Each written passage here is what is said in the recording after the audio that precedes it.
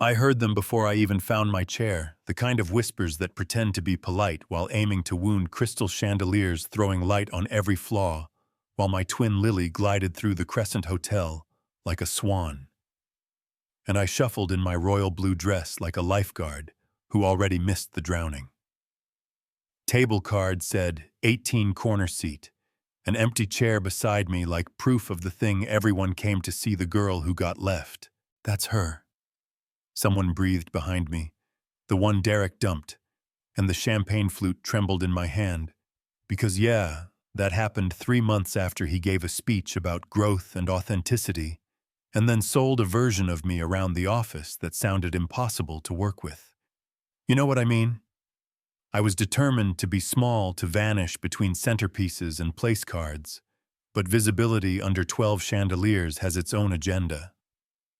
And right.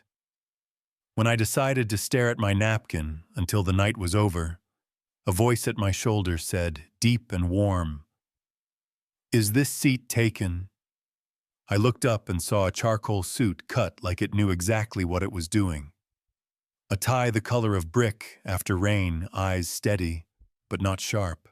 And he smiled in this unhurried way that says, "I have time, and I'm not here to hurt you." "It's empty," I said, "but sitting with me might be hazardous to your reputation." He grinned like he knew where all the exits were. "I'm immune. Mason Cole." It took a beat to connect the last name to Cole Link Systems, the logistics software people write breathless profiles about. But in that room, he wasn't a headline. He was a man pulling out a chair and giving me somewhere to rest my shaking hands. The whispers pivoted behind me. Who is he? He looks like somebody. And my glass clicked a little too hard against the plate, which is when Mason leaned forward and asked quietly, "Are they bothering you?" I told him they loved stories more than facts, and he nodded like he'd met these people before and then said, "What if we give them a different story?" and laid it out simple. For the next few hours, we are not alone. I look at you like you matter. We dance at least once and they can go pull apart someone else's toy. He didn't dress it up, he called it mercy, and the way he said it didn't taste like pity at all. The band slid into a slow song, and he stood, offered his hand like an invitation, and not a rescue. I said yes, because my spine needed a partner, and we walked onto the floor together. His palm at my waist was steady, respectful, the exact pressure that says I'm here without daring to say I own. And as we turned, I could feel eyes tracking us, so I whispered, "They're staring." And he said, "They are, but not for the reasons you think. You're beautiful, and it doesn't fit the bedtime story they wrote about you." We talked about anything but Derek at the table after that, the chicken that every wedding serves his mom, who was a nurse and believed in handwritten thank you notes, my dad who sells tires and still texts me sunsets like he discovered them. And when he asked what I did, I said between jobs, and he said they're lost the way some people say grace. By cake cutting the table behind us had moved on to gossip with softer teeth. When the room finally emptied, and my feet remembered they were human, he offered to drive me home, and I said, "You don't have to." And he said, "I know." And his car moved through the Denver night, like it could hear the road before it saw it. At my third-floor walk-up, he handed me his phone, asked if he could check on me tomorrow, to see if the aftershock got me, and I typed my number in, told him I'd survived worse, and he said he believed me. He texted the next day, then the next, and 3 days after that, we were staring through a coffee shop window at a sky that looked too big for a weekday muffins the size of softballs between us.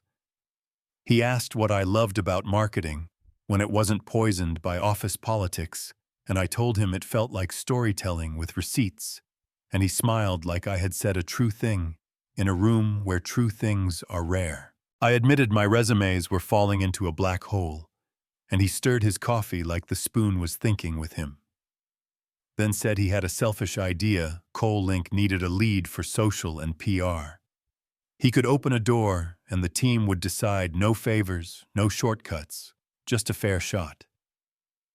Pride is loud when you've been bruised, but rent is louder, and the story in my head about women who take help sat up to argue, so I made a deal with myself. I'd send the portfolio show up with a spine pass, or fail on my own merit. The interview was a blur of strategy questions and blank whiteboards, and me talking about crisis triage and brand voice that still sounds like a person when the lights go out. And when the offer came on Friday, I cried in my kitchen quietly, like I was relearning what good tears feel like. On day one, he stopped by my desk, waved like a colleague, set the boundary I didn't know I needed. He wasn't a secret, and he wasn't my shortcut. And the team made room without treating me like a rumor Beth, with the meme reflexes Luis, who could edit a product video faster than the printer could jam. And the metrics crawled, then jogged, then ran, not magic, just work, just breath coming back. Somewhere between tacos on a Tuesday and a scholarship gala on a Saturday. The room stopped being a court and started being a place to stand. And at the gala, when the lights dimmed for a video about after-school reading programs, he leaned in and said, "This is why the tux matters. Because if people insist on staring at a bank account, you might as well point their eyes toward books." And I remember thinking that I liked the way his head worked. Later, he told me he liked me more than made sense for our timeline. And I said I liked him too, even though my heartbeat said careful, and he didn't make a plan out of it. He just held my hand like a harbor. Midway through our new normal came the twist that tested everything. Not the flashiest scene, but the most revealing one. After a quiet dinner, he said he wanted to talk about something real. The medical bills from my mom's surgery I had mentioned once and then tried to swallow, and he asked if he could pay them off, not as leverage, not as debt, as a gift and a relief. And my pride flared so bright, it could have lit the street. He saw it didn't flinch, told me love is a verb with a job, and he had the money, and I had the weight, and why should I carry it alone when sharing it was a kindness and not a chain? The room did that muffled thing when you know you're making a decision, you'll remember, and I said yes, and the air got lighter, in a way I could feel in my shoulders. Weeks later, walking the river after dinner, he said he was falling, and I said I was too, not the fireworks kind, that leaves smoke, the steady kind, that makes you breathe. And then he asked me to move in, soft voice, open hands. A big question that didn't try to trap me, and I asked for time because fear likes to get a vote. I called Lily, she asked if I loved him, and if he treats me like I'm made of skin and not glass. I said yes, and she said, "Then what are we even doing?" And the next day I walked through his house with its clean lines and too many plants to be his responsibility. And I said yes, and he said, "Welcome home," with a smile that looked like relief in a tux.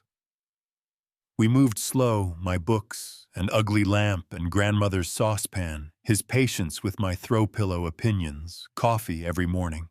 Carpool, some days, life beginning to sound like a song I recognized. Then Derek texted, "Yeah, that ghost." An unknown number that wasn't unknown the second my stomach dropped, asking if we could talk, and saying he'd heard I was with Mason, and he was sorry, and maybe we could try again. It's amazing how a man can burn down a house and then ask if the porch is still available. Mason stood at the stove draining pasta, and when I showed him, he said, I didn't owe Derek a syllable, and he'd back whatever I decided, so I typed a message that was short and clean. I appreciated the apology, it was too late. He hurt my career and my heart. I'd moved on with someone who treated me with respect and honesty. Please don't contact me again. And I blocked the number and felt a small door inside my chest click shut. 6 months after that first dance, the life we were building had its own shape. My campaigns had a spine and results stamped to them like truth. His company kept growing without swallowing us whole, and one Friday, he said dinner at the little Italian place where we first laughed about people thinking a billionaire's car parallel parks itself. When we walked in, and I saw Lily and my parents, and our friends and coworkers pretending to be casual in cocktail clothes, I knew. And still my breath caught when he took my hands and said that when he met me, I was alone in a room full of people who thought they knew my story. That pretend became the realest thing in his life. And he went to a knee because some rituals are earned, and he asked and I said yes before I could even get the word all the way out, and the room broke into applause that actually felt deserved. We married on a quiet beach 3 months later, not because we believe in fairy tales, but because water reminds you to tell the truth, and we promised to keep the conversation going when the music changes, which is what marriage is if you strip away the glitter. Now here's the part that keeps the comments alive, and I want it that way. Some folks say accepting his help with those bills made me less strong. Some say the job wasn't earned because he opened the first door. Some say I should have shut the gossip down alone at table 18, or not at all. My answer is simple. Strength doesn't mean saying no to every kindness. It means keeping your name on the blueprint while you build with whatever tools show up.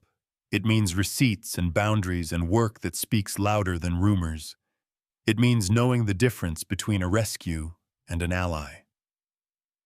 He didn't erase me that night. He amplified me. He wedged the door and said, "Run when you're ready," and I ran. If you were in that room and saw a woman sitting alone while the crowd pulled her apart, would you sit beside her or decide she needed to prove something first? Is accepting help a compromise or a strategy? Where's the line between mercy and power? Tell me in the comments what you think. Argue with me if you need to share the moment someone's kindness changed your path, or when you drew a boundary that saved you. And if you believe second chances are real, hit subscribe so we can keep this conversation honest.